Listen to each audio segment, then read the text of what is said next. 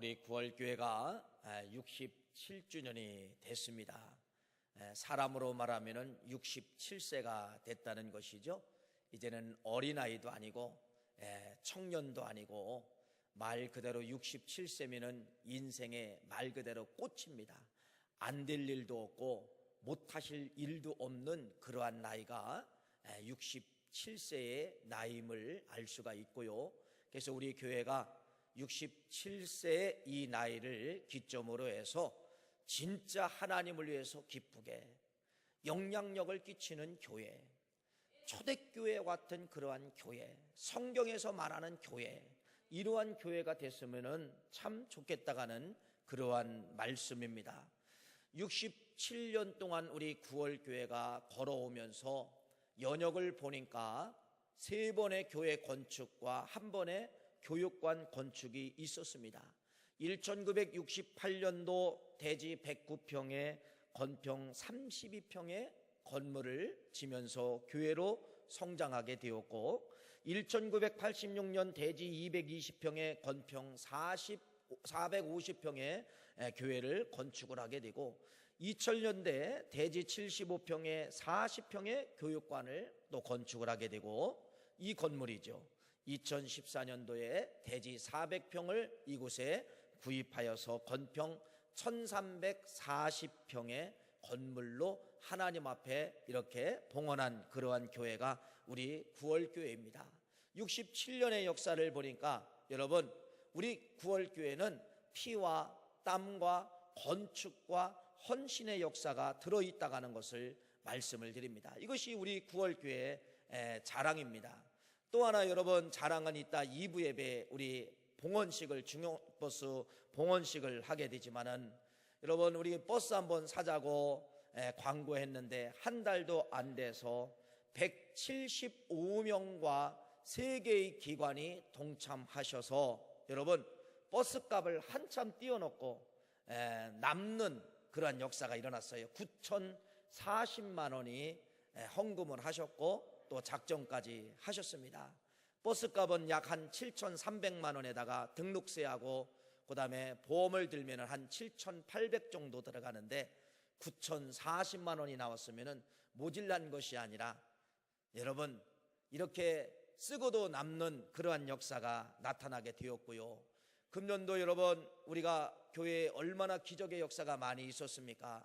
보면은 스트렉스 2대 3천만 원이 넘는 차량 2대를 2가정이 기증해 주셨고, 또 이제 이 가을에는 중형버스 거의 8천만 원 정도 되는 이 차량을 하나님 앞에 봉헌하게 됨을 너무나도 감사를 드립니다.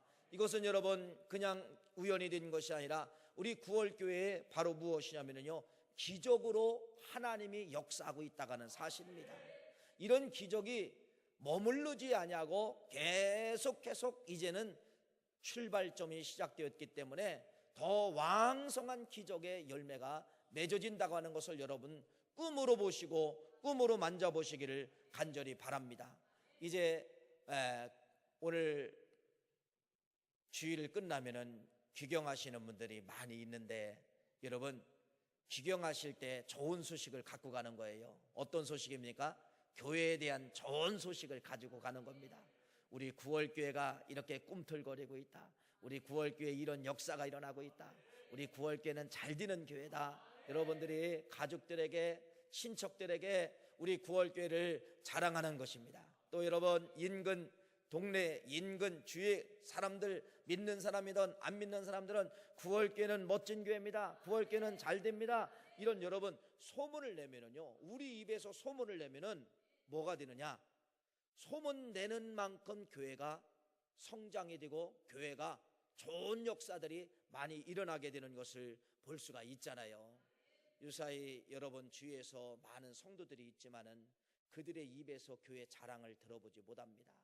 우리 교회 목사님이 어떻다, 교회 장로님이 어떻다, 우리 교회가 어떻다, 다 단점만 이야기를 해요. 서로 이 교회 교인 만나도 그렇고 저 교회 교인 만나도 그래요. 우리 구월교회 우리 가족들은 여러분 단점을 찾아봐도 찾아볼 게 이제는 없어요.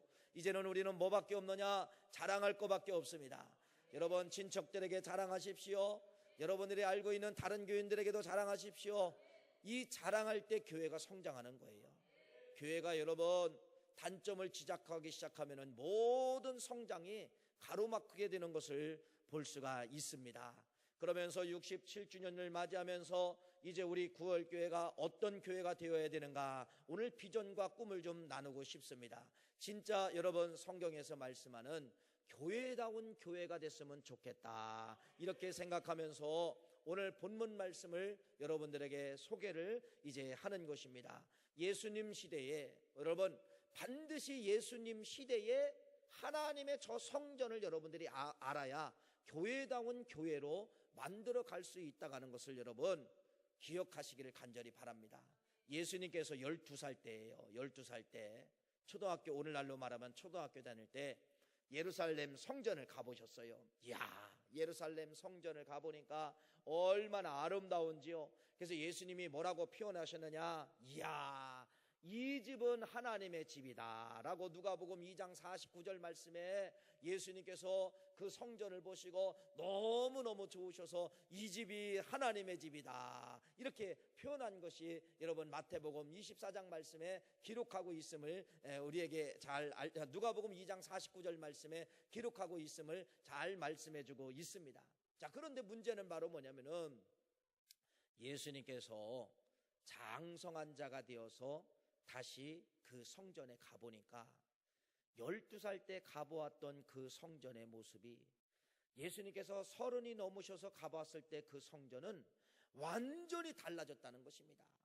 완전히 달라지고 어떻게 달라졌느냐, 여러분 그 하나님의 성전이 완전히 장사꾼의 소굴이 됐다는 겁니다. 여기서 비둘기 소리가 나고 소 소리가 나고 양들의 울음소리가 나고 염소의 울음소리가 나고, 그래서 예수님께서 뭐라고 이야기하느냐, 요한복음 2장 13절부터 17절 말씀까지 보니까 성전 안에 소와 양과 비둘기 파는 사람들과 돈 바꾸는 사람들이 앉아있는 것을 보시고 노끈으로 채찍을 만드사 양이나 소를 다 성전으로 내쫓으시고 돈 바꾸는 사람들을 돈을 쏟으시니 상을 높으시고 비둘기 파는 사람들에게 이르시니 이것을 여기서 가져가라, 내 아버지 집으로 장사하는 집을 만들지 말라 하시니. 완전히 달라졌다는 겁니다. 무슨 말입니까? 똑같은 건물이고 똑같은 성전인데 그 안에 기능들이 완전히 달라졌다는 거예요. 12살 때 보았던 성전의 기능은 하나님의 집이로다 박수 치시면서 하나님이 우리 아버지 하나님의 집이다 이렇게 예수님이 너무너무 좋아하시는데, 장성한 자가 되어서 이 성전에 와보니까 이게 웬일입니까? 성전의 기능이 완전히 사라지고 이건 성경에도 없는 이상한 짓과 이상한 행동들을 하게 되는 것입니다. 그래서 예수님께서 너무너무 화가 나시잖아요. 성전이 여러분 자기 기능을 하지 못하니까 예수님께서 화가 나셔서 오늘 본문 말씀이 그러는 거예요. 이 성전 무너진다, 이 성전 돌 하나의 돌도 남기지 않냐고 모든 것이 다 폭삭 무너진다라고 하는 것을 예수님께서 예언을 하셨습니다. 여러분, 우리 예수님께서 무슨 징조를 보고서 그 무서운 성전이 무너진다는 것을 예언을 하셨을까? 그런데 여러분 실제로 AD 70년에 로마 군대의 디토스 장군이 이 예루살렘을 점령을 하면서 성전을 파괴시키는데 여러분 예수님께서 예언하신 내용 그대로 무너졌습니다. 돌 하나에 돌도 남기지 아니하고 다 무너졌어요. 어떤 소문 때문에 그러냐면요, 저 성전에는 겉에도 금이 있지만은 저 돌 속에도 금이 있다라는 소문을 누가 퍼친 겁니다. 그래서 여러분 로마 군대에 의해서 이 성전이 무너지는데 그냥 무너뜨리는 것이 아니라 뭐를 찾으려고, 금덩어리를 찾으려고 돌 속에 있는 돌까지 다 망치로 부수면서 다 여러분, 그래서 이 성전이 돌 하나에 돌도 남기지 않냐고 무너진다는 그 예언이 AD 70년에 로마 군대에 의해서 완전히 무너뜨리면서 그렇게 역사적으로 현실적으로 하나님의 그 성전이 무너진 것입니다. 무너진 것입니다. 여러분 오늘 이 말씀은 이겁니다. 우리 마음속에 이렇게 생각해야 합니다. 제가 알려드리겠지만은 저렇게 살면은 뭐한다? 무너진다. 저렇게 살면 무너진다. 이걸 여러분들이 우리 경각심을 갖자는 겁니다. 그러면서 이제 반대로 가져가는 거예요. 뭐예요? 반대로 가면은 성전이 뭐한다? 세워진다. 그러니까 성전은 무너질 수도 있고 성전은 뭐 할 수가 있어요? 세워질 수 있다고 하는 것을 여러분들이 기억하시기를 간절히 바랍니다. 그래서 오늘 이 말씀은 이겁니다. 여러분, 우리가 창립 67주년을 맞이하면서 무너지는 거에 대한 포커스를 맞추는 것이 아니라 반대로 가면 되는 거예요. 반대로 가면은 다시 뭐 하느냐? 세워진다는 그러한 말씀입니다.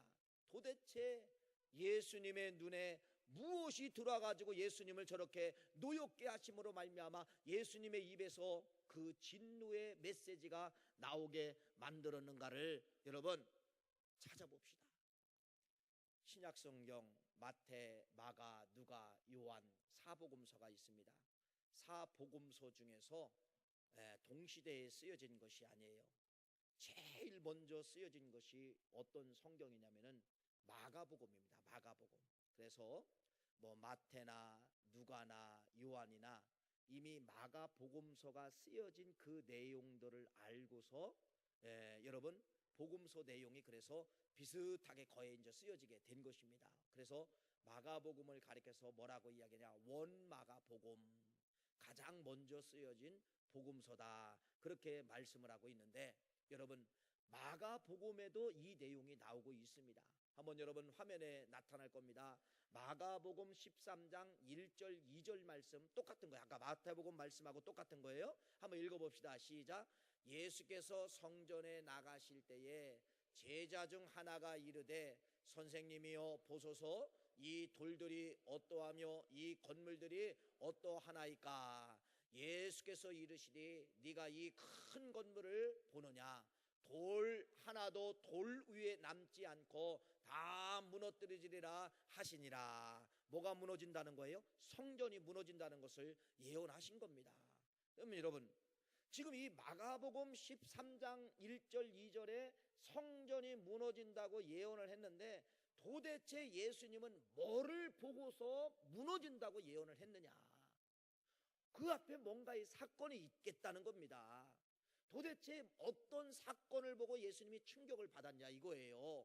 그러면은 마가복음 오늘 무너진다고 하는 13장 1절 2절 앞에 사건이 바로 무엇이냐면은 마가복음 12장 41절 44절 말씀 읽어보세요. 자, 요겁니다. 한번 읽어보겠습니다. 시작. 예수께서 헌금함에 대하여 앉으사 무리가 어떻게 헌금함에 돈 넣는가를 보실세 여러 부자는 많이 넣는데 한 가난한 과부는 와서 두 렙돈 곧 한 고드란트를 넣는지라. 넘기세요. 예수께서 제자들을 불러다가 이르시되 내가 진실로 너에게 이르노니 이 가난한 과부는 헌금함에 넣는 모든 사람보다 많이 넣었도다. 44절. 그들은 다 그 풍족한 중에서 넣었거니와 이 과부는 그 가난한 중에 자기의 모든 소유 곧 생활비 전부를 넣었느니라 하시느니라. 이 사건을 보시고 예수님이 가슴에서 용납이 되지 않은 겁니다. 그래서 예수님께서 하지 말으셔야 될 예언을 쏟아붓는 거예요. 이 성전이 무너진다라고 쏟아붓게 되었다는 것입니다. 바로 무엇입니까? 헌금하는 모습을 본 거예요. 헌금하는 모습. 그런데 여러분 오늘 말씀에 보면은 이렇게 이야기합니다. 예수님께서 그 성전 안에 들어가셔서 여러분들이 헌금하는 모습을 본 거예요. 헌금하는 모습을 보는데 마가복음은 뭐라고 기록을 하고 있느냐? 이렇게 기록을 하고 있습니다. 어떤 기록이 되어져 있냐면요, 예수께서 헌금함에 대하여 앉으사 무리가 어떻게 헌금함에 돈을 넣는가 보실세 여러 부자들, 이 단어가 나와요. 여러 부자들. 이거 놓치는 단어지요. 놓치는 단어인데 여러분 이 단어를 여러분들이 아셔야 이런 예언이 나오셨구나 이걸 깨달을 수가 있어요. 여러 부자들이 많이 넣는데, 여러 부자들이 많이 넣는데 무슨 말씀이죠? 이 교회 안에 부자들이 많았다는 그러한 말씀입니다. 오늘날 시각에서 보면 여러분 정상 아닙니까? 예수 믿으면 복 받고 정상이잖아요. 근데 왜 예수님은 여러 부자라가는 이 말에 충격을 먹었을까? 왜 예수님은 여러 부자라가는 이 단어를 원마가가 기록을 하면서 이 단어 속에서 예수님은 여러분 오늘날로 말하면요 가슴을 치셨다는 것입니다. 자, 이렇게 표현해 봅시다. 일제 시대에 여러분 일본의 식민지에 의해서 우리 대한민국은 모든 것이 다 여러분 내 것이 없습니다. 내 것이 없어요. 부엌에 있는 여러분 양은 냄비 하나까지도 다 군수물자로 뺏겼답니다. 노스 하나까지도 여러분 군수물자로 다 뺏어간 거예요. 그러면서 여러분 이렇게 가을 때 가을 거지가 되면은 모든 식량들을 다 군수품으로 뺏어가는 거예요. 여기 어르신들 계시지만은 무슨 말씀인가 잘 아실 겁니다. 저희들은 뭐 책을 통해서밖에 읽을 수가 없잖아요. 그래서 이 가을에 추수하고서 몰래 저희도 할머니를 통해서 들은 말씀인데 땅에다가 산에다가 감췄다는 거예요. 땅에다 감춰도 다 이게 뭐 찔러본다는 거예요. 쇠꼬챙이로 가서 푹신푹신한 땅 속에는 막 찔러본다는 겁니다. 감출 곳이 없어요. 그래서 야밤에 여러분 저 산의 나무 밑에다가 나만 알고 있는 나무 밑에다가 감췄다가는 그러한 이야기를 들었어요. 무슨 말씀이죠? 여러분 일제시대에 우리들은 뭐했어요? 내 재산을 지킬 수가 없었고 모든 것이 뭐했습니까? 다 일본의 앞좌석에서 뺏겨버렸다는 겁니다. 자, 결론은 이겁니다. 그러한 착취 시대에 부자 될 수 있는 확률이 높을까요? 적을까요? 부자 될 수 있는 확률이 없습니다. 있는 것도 빼앗기니까. 그러니까 일제시대에 여러분 첫 번째 타깃은 누구냐면 기독교인들이고 두 번째는 부자들입니다. 부자들 것 다 뺏어갔습니다. 자, 이런 상황 속에서 오늘 이 말씀을 여러분들이 한번 이해해 보자는 겁니다. 자, 이때 시대가 어떤 시대죠? 헬라 시대예요. 헬라 시대에 여러분 얼마나 유태인들이 착취를 당했냐면은 헬라 시대에 그들이 수많은 우상들을 만들고 그들의 신전을 만들기 위해서 엄청난 걸 일제시대와 똑같이 다 착취당했다는 겁니다. 다 뺏겼다는 거예요. 요만큼 세부치가 있고 요만큼 뭐만 있으면은 다 빼앗겼다는 것입니다. 이런 시대에 이 성전 안에 있는 바리새인이나 서기관이나 제사장들은 부자라고 성경에 오늘 마가복음에 표현을 하고 있습니다. 무슨 말씀이냐 여러분 아시지요? 정상적으로는 부자가 될 수 없는 시대라는 겁니다. 정상적으로는 여러분 교인들이 부자가 될 수가 없어요. 부자가 된 사람이 가난한 게 당연한 거예요. 근데 정상적으로는 부자가 될 수 없는 이 시대에 부자들이라고 하는 것은 바로 무엇이냐면은 이거예요. 이 종교 지도자들이 이 교회에 있는 이 유태인 종교인들이 여러분 누구하고 공생관계를 맺고 살았다는 것이죠? 헬라의 정권과 공생관계를 맺으면서 뭐 우리 이런 단어를 많이 썼잖아요. 80년대 가장 많이 쓴 단어가 정경유착.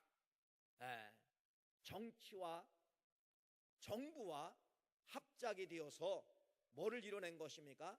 경제하는 사람들이 정치와 국가와 하나가 되어서 뭐를 이뤄낸 거예요? 엄청난 부를 휘뜨겠다는 그러한 말씀이죠. 이게 정경유착입니다. 여러분 어떤 유착이 나타났을까요? 종교와 정치와의 하나의 손을 붙잡고서 유착이 이루어진 것입니다. 공생관계죠. 공생관계. 그러니까 부자가 될 수 없는 시대에 많은 사람들이 뭐가 됐다는 겁니까? 부자가 됐다는 것입니다. 이것이 바로 뭐예요? 헬라가 이 이스라엘 나라를 통치하기 위해서 성전을 져주잖아요. 성전. 이 성전이 지금 그 성전이에요. 헤롯 성전이에요. 성전을 져주면서 거기에 있는 모든 성전의 지도자들과 국가와 정치와 하나가 되게 만들면서 여러분 이들을 뭐하게 만든 거냐? 착취하면서 착취를 관용하도록 버려 놓았다는 것입니다. 이게 이때 당시 시대예요. 이때 당시 시대. 그러니까 예수님은 바로 무엇이냐? 예수님은 지도자가, 종교인이, 바리새인이나 서기관들이 하나님의 말씀을 붙잡고 정도의 길을 가도 이 성전을 지킬까, 이 시대를 이길까 말까 한데, 뭐와 손을 붙잡고? 정치와 손을 붙잡고, 뭐와 손을 붙잡고? 권력과 손을 붙잡고서 지금 이 교회가 여기까지 왔다는 것입니다. 이걸 보고서 예수님께서 뭐라고 말씀하신 거냐? 그 아픈 예언을 하신 겁니다. 이 성전은 무너진다. 이런 길로 가다가는 이 성전 무너진다. 저런 꼴을 보고서 성전은 무너진다. 어떻게 무너질 것이냐? 돌 하나에 돌도 남기지 않냐고 완전히 다 부숴버릴 것이다. 아주 무서운, 예수님이 가슴속에 진짜 울분을 토해내면서 성전 무너진 거에 대해서 예언을 하신 것입니다. 그러면서 여러분 비교하고 있잖아요. 부자들 하면서, 비교하면서 이렇게 또 비교를 하고 있습니다. 마가복음 12장 41절은 부자들이고 42절은 뭐라고 이야기하느냐? 한 가난한 과부는 이렇게 시작을 합니다. 부자들과 가난한 과부, 부자들과 가난한 과부. 자, 여기 가난한 과부가 있을 수가 있어요. 근데 오늘 이 원마가는 그냥 정상적인 가난한 과부라는 그런 이야기가 아니라는 것입니다.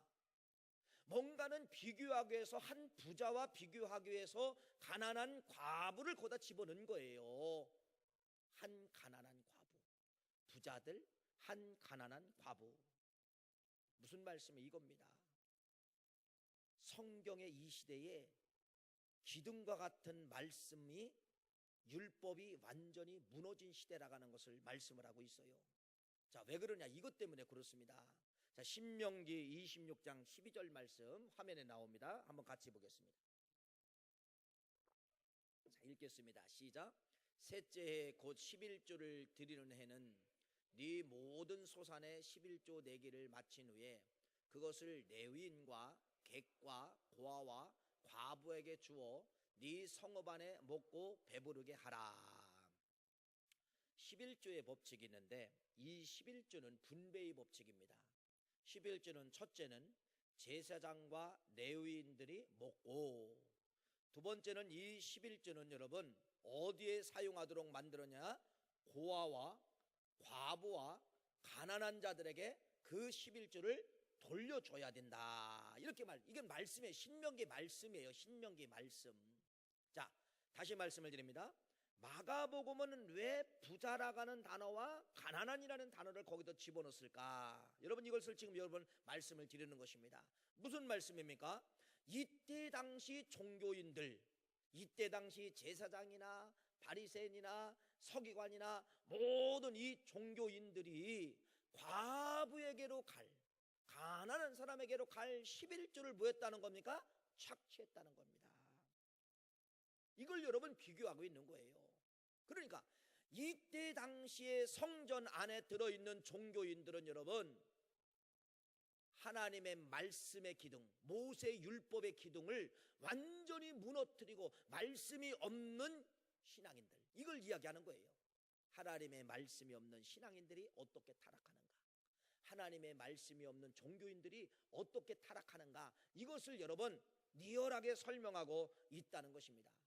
자, 이런 말씀이 간접적으로 예수님께서 그 앞에 설명을 했어요. 그 앞에. 자, 마가복음 12장 38절 40절 말씀입니다. 자, 이 말씀을 한번 읽어보세요. 시작. 예수께서, 이건 지금 이 성전 무너지는 거의 앞입니다. 예수께서 가르치실 때에 이르시되 긴 옷을 입고 다니는 것과 시장에서 문안받는 것과 회당의 높은 자리와 잔치의 윗자리를 원하는 서기관들을 삼가라. 40절 읽어보세요.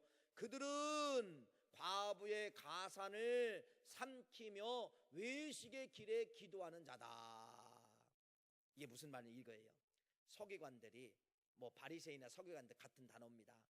얼마나 화려한지, 물론 얼마나 옷 입는 것도 화려하고 뭔가 있으면 높은 자리에 올라가고 저들이 저렇게 화려할 수 있는 이유는 무엇이냐? 예수님이 말씀하신 뭐냐? 뭐 때문에 그런 거냐? 누구 때문에 그렇다는 거예요? 누구 때문에?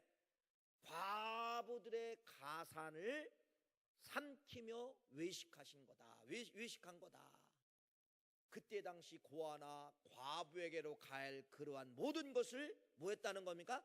착취했다는 것입니다. 이 시대를 이걸 얘기하는 거예요. 착취했다는 것이에요. 여러분, 오늘 이 말씀을 잘 한번 우리가 생각을 해봅시다. 이 말씀의 진짜 중요한 키워드는 바로 무엇이냐? 이겁니다. 성전이라고 하는 시스템이 있고 그 안에 있는 사람도 있고 그 바깥에 있는 사람도 있는데, 이 중요한 키워드 단어가 바로 무엇이냐면요, 자기 유익입니다. 성전을 자기 유익을 위한 하나의 뭐로 사용한 것이냐? 수단으로 사용을 했다는 겁니다. 다시 말씀을 드립니다. 이 거룩한 성전이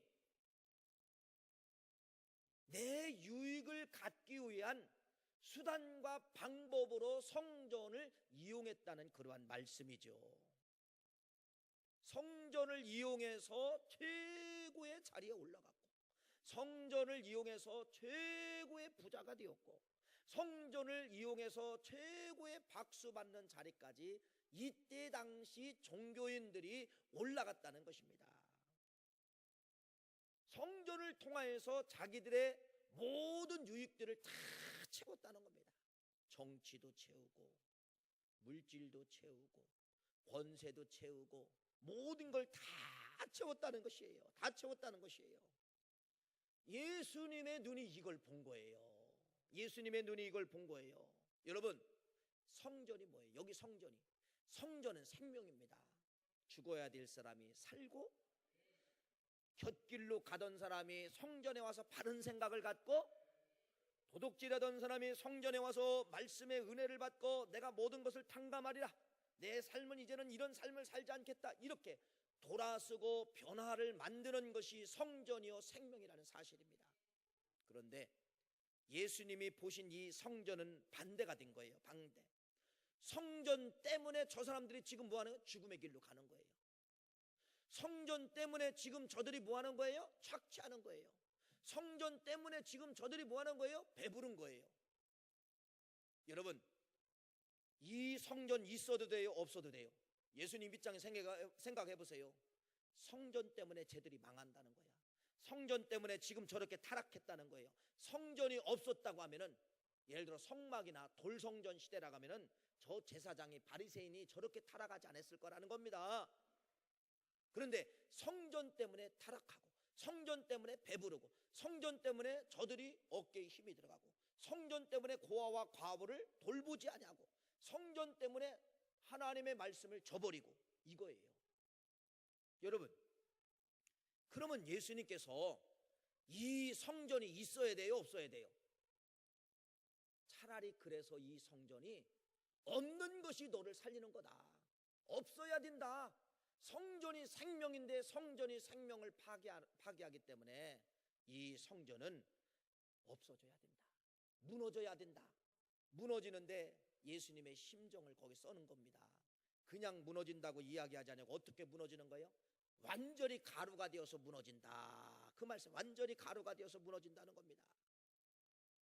이것이 그때 당시 예수님이 본 성전의 모습이었다는 것입니다. 사랑하는 귀한 성도님, 우리는 이런 신앙을 가져야 됩니다.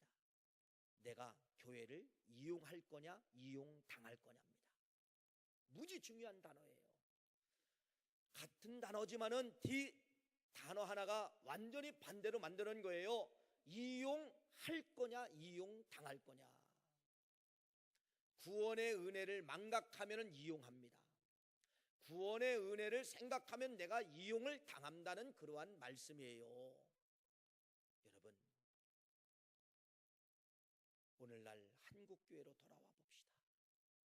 한국교회, 어쩌면 2000년 전에 예수님께서 성전의 종교인들을 보시고 예수님의 가슴을 찢게 만든 그 행동이 오늘날 우리 한국교회를 통하여서, 종교 지도자를 통하여서 그 모습이 똑같이 보여지고 있다는 겁니다. 다 자기 유익. 여러분, 교회 때문에 여러분 그들이 얼마나 이름이 높이 올라갔습니까? 그들이 여러분 얼마나 높은 권좌에서 세상을 호령하고 있습니까? 얼마나 타락이 됐습니까? 우리 감리교 같은 경우는 감리사 선거가 있고, 감독 선거가 있고, 그 다음에 총회장 선거가 있고, 이런 걸 통하여서 보이지 않게 여러분 수많은 금권들이, 뭉칫돈이 풀어지게 되는 것입니다. 그 돈이 어디서 왔을까? 그 돈을 쓰는 사람들은 어떻게 쓰고 있을까? 꼭 우리 한국교회를 보면서 2000년 전에 예수님께서 성전 안에 저 부자들을 보시면서 한탄하시는 것과 똑같다는 겁니다. 오늘날 우리 종교 지도자들 여러분, 말씀을 전하는 저를 비롯하여 종교 지도자들이 여러분 교회를 철저히 이용하고 있는 이 시대가 지금의 시대라는 것입니다. 이용을 하고 있어요. 교회 때문에 이름 석자가 올라갑니다. 교회 때문에 권좌에 앉습니다. 교회 때문에 황금 만능이 됩니다. 여러분, 다시 한국교회 종교 지도자들이 예수님을 십자가에 다시 매달기 위해서 강력한 채찍질을 예수님을 향하여 지금 치고 있는 것이 이 시대의 우리의 교회의 아픔이라는 그러한 사실이죠. 온갖 나쁜 뉴스, 온갖 이상한 뉴스는 여러분 목사라는 이름이 꼭 들어가고, 교회 권사요, 집사요, 장로라는 이름이 꼭 들어가게 되는 것을 보면서 얼마나 가슴이 아픈지를 모른다는 것입니다. 이용당해야 될 종교 지도자들이 교회를 이용하고 있고, 교회를 통하여서 자기들이 하고 싶은 것 다 하며 착취를 하고 있는 이 시대라가는 그러한 사실입니다. 여러분, 교회를 이용할 겁니까? 이용당할 겁니까? 하나님께서 철저히 우리 기독교인들을 포함하여 종교 지도자들이 이 교회를 이용하는 그러한 어떤 단체로 보고 있다가 하면 하나님이 촛대를 옮기실 것입니다. 이 촛대를 옮기지 못하도록 우리는 굳건히 붙잡고 이 신앙 하나만이 여러분이 붙잡아야 됩니다. 주님, 내가 이용당하겠습니다. 이용당하겠습니다. 이건 뭐를 이야기하는 겁니까? 주님 때문에 내가 손해보겠습니다. 주님 때문에 내가 욕먹겠습니다. 주님 때문에 내가 거지가 되겠습니다 라고 하는 것이 이용당하는 거예요. 사랑하는 귀한 성도님, 우리 해피데이는 바로 이용당하는 겁니다. 해피데이 안 하면 얼마나 좋습니까? 목사인 나도 좋아요. 이것 때문에 기도 시간 왜 이렇게 많습니까? 릴레이 또 기도해야 되죠. 하기 싫은 사람 이름 써놔야 되죠. 이거 진짜 하기 싫어요. 해피데이는 여러분 실은 나를 채우는 것이 아니라 우리를 시험하는 겁니다. 누구에게 이용당하는 거냐? 너 지금까지 다 네가 너를 유익을 위해서 쓰지 않았느냐? 나의 유익을 위해서 한번 좀 드려볼 수 없느냐가 해피데이의 질문이라는 것입니다. 해피데이는 여러분 그래서 내가 이용당하는 거예요. 누구 앞에? 주님 앞에. 누구 앞에? 교회 앞에. 그래서 여러분 주님 앞에 이용당하는 건 싫은데 인본주의로 생각해보면 다 하기 싫어요. 하기 싫어요. 이건 다 뭐냐? 하기 싫은 것이 주님이 좋아하는 겁니다. 내가 하기 싫은 것이 주님이 좋아하는 거예요. 사랑하는 귀한 성도님, 우리 주님 앞에 이용당합시다. 그래야 하나님의 구월교회에 이 성전에 흐르고 있는 이 촛대를 옮기지 아니한다는 그러한 사실을 여러분들이 믿으시기를 간절히 바랍니다. 예비신자 써낸 걸 여러분 주부에 기록되어 있잖아요. 아이들이 100% 순종한 것 같아. 애들이 중고등부 학생들, 우리 유초등부 학생들 여기 다 애들이 반을 써낸 거예요. 반은.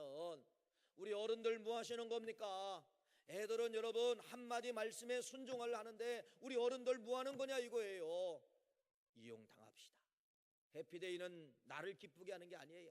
해피데이는 하나님을 기쁘게 하는 겁니다. 그렇기 때문에 여러분들이 이용당하시는 우리 모두가 되시기를 간절히 축복합니다. 기도하시겠어요? 하나님,